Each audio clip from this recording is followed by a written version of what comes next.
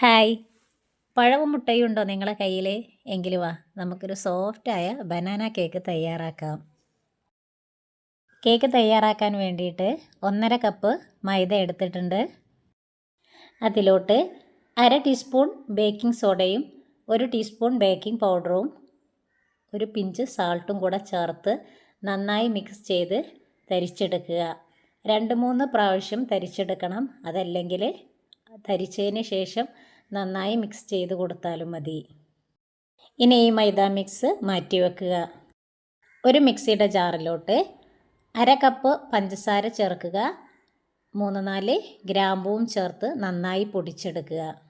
1/2 cup പഞ്ചസാര അത്യാവശ്യത്തിനുള്ള മധുരം ഉണ്ടാവും കേക്കിന്. ഇനി കൂടുതൽ വേണമെങ്കിൽ 1/4 കപ്പും കൂടെ എടുത്ത് 3/4 കപ്പ് പഞ്ചസാര പൊടിച്ചെടുത്താൽ മതി. ഇനി ആ പഞ്ചസാരയിലോട്ട് ഒരു 3 മുട്ട പൊട്ടിച്ചൊഴിക്കുക. 1/4 കപ്പ് സൺഫ്ലവർ ഓയിലും ചേർത്തിട്ടുണ്ട്. 1 ടീസ്പൂൺ വാനില എസൻസും 1/2 കപ്പ് പാലും കൂടെ ചേർത്ത് ഹൈ സ്പീഡിൽ 2-3 മിനിറ്റ് നന്നായി അടിച്ചെടുക്കുക. ഇനി നമുക്ക് ഒരു പഴമാണ് വേണ്ടത്. ആ പഴം ചെറുതായി കട്ട് ചെയ്ത് ഈ മിക്സിലോട്ട് ചേർത്ത് നന്നായി അടിച്ചെടുക്കുക. പഴമൊക്കെ നന്നായി അരഞ്ഞതിന് ശേഷം അതൊരു ബൗളിലേക്ക് മാറ്റുക. ഇനി നമ്മൾ നേരത്തെ തരിച്ചു വെച്ച മൈദ മിക്സ് കുറേശ്ശെയായിട്ട് അതിലേക്ക് ചേർത്ത് നന്നായി ഇളക്കി കട്ട കെട്ടാതെ മിക്സ് ചെയ്ത് കൊടുക്കുക. ബാക്കിയുള്ള മൈദ മിക്സും അതുപോലെ ചേർത്ത് നന്നായി തന്നെ ഇളക്കി യോജിപ്പിച്ച് കൊടുക്കുക. കട്ട കെട്ടാതിരിക്കാൻ പ്രത്യേകം ശ്രദ്ധിക്കുക. ഇനി ബേക്ക് ചെയ്യാൻ ഉദ്ദേശിക്കുന്ന പാത്രത്തിൽ എണ്ണ തേച്ച് കൊടുക്കുക. ബട്ടർ പേപ്പർ ഉണ്ടെങ്കിൽ വെച്ച് കൊടുക്കുക, അല്ലെങ്കിൽ ഒരു മൈദ തട്ടി കൊടുക്കുക. ഇനി അതിലോട്ട് നമ്മുടെ കേക്കിൻ്റെ മിക്സ് ഒഴിച്ച് കൊടുക്കുക. പാത്രം ഒന്ന് ടാപ്പ് ചെയ്ത് കൊടുക്കുക. ഇനി അതിൻ്റെ മുകളിൽ ഒരു ഭംഗിക്ക് വേണ്ടിയിട്ട് കുറച്ച് ചെറീസും ടൂട്ടി ഫ്രൂട്ടിയും ഉണക്കമുന്തിരിയും ഒക്കെ ചേർത്ത് കൊടുത്തിട്ടുണ്ട്.